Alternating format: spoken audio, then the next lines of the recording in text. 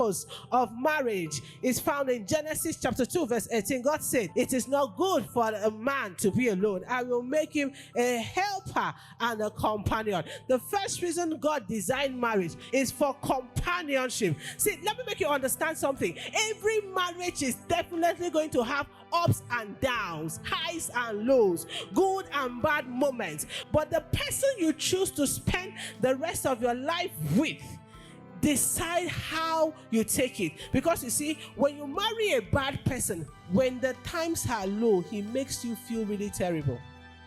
He makes low times unbearable. And when you have high times, you have victories, he makes them less enjoyable.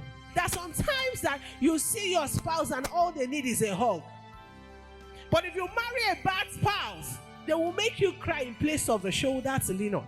When you have good news, the first person you want to share it with is your spouse. But if you are in a bad marriage, you'll be so excited about the promotion in the office, and yet nobody to really rejoice with you. Companionship is the number one purpose of marriage by God. Someone to lean on, someone to hang on, someone to rely on. But you see, when you marry the right spouse, this person will make every little thing shine so bright. This person will make every little feeling feel better. Do not marry someone you can live with. Marry someone you can't live without. Number two purpose of marriage is pleasure. Therefore shall a man leave his father and his mother, and shall cleave unto his wife, and they shall be one flesh. Now that clinging and is by the reason of an activity called sex. Every time you sleep with someone, certain things are transferred. So you become one with them in spirit. That is why you want to stop, but you can't. People are intertwined. Now that is how God designed sex, strictly for marriage, so that I can't live without you. I can't walk away. Our souls are united. So that even if you offend me, by the reason of the activity we had called sex, I find a way to forgive you and come back to you. But if you are sleeping with someone, you are misusing the purpose of sex, who is not your wife or husband. So that's why marriages last for a very long time. And people will say that any marriage that is void of regular sexual activity will soon crash, because that is where the bonding comes from. Because you see, sex is spiritual more than it is physical. Number three purpose for marriage is for procreation. Children are inheritance from the Lord, and the fruit of the womb is his reward. So producing children outside marriage can bring us about hardship, because you have stepped outside the original plan of God for you. Understand that it takes a woman to raise a female child, and it takes a man to raise a male child. But eventually, if you have this child out of wedlock and you throw the child to the opposite sex, eventually that child becomes something he's not supposed to be, because the right role model is not in place for the child to follow.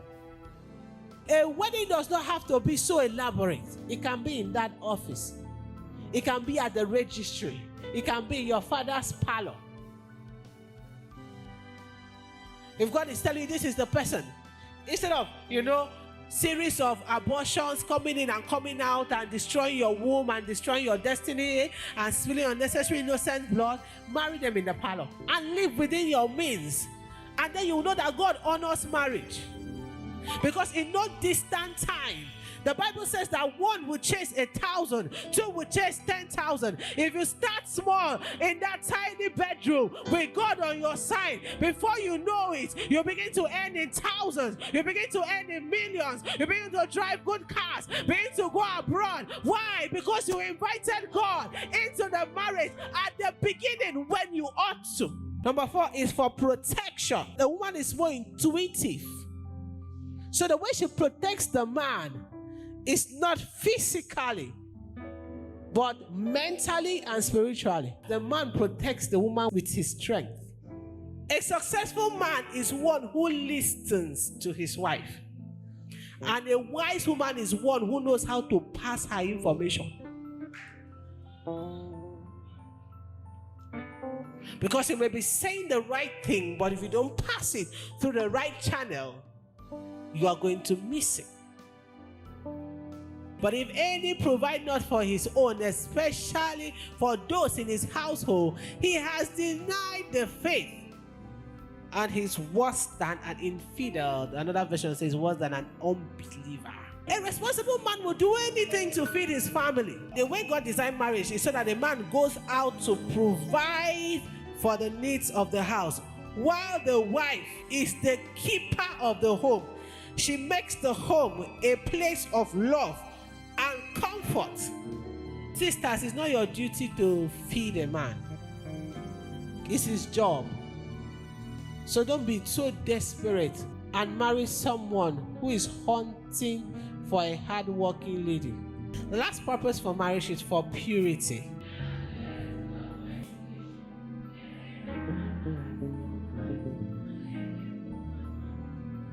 For those struggling with fornication, marriage is your absolute answer. Leave someone husband alone. Leave someone wife alone. Go and find your own. Understand that God created your sexual urges. He created them not to punish you, but to prepare you for pleasure you will experience in marriage. He created it so that you can enjoy marriage, not for your immediate consumption. So please, put this in check and go back. Look at the relationships you are in. Are they pleasing God?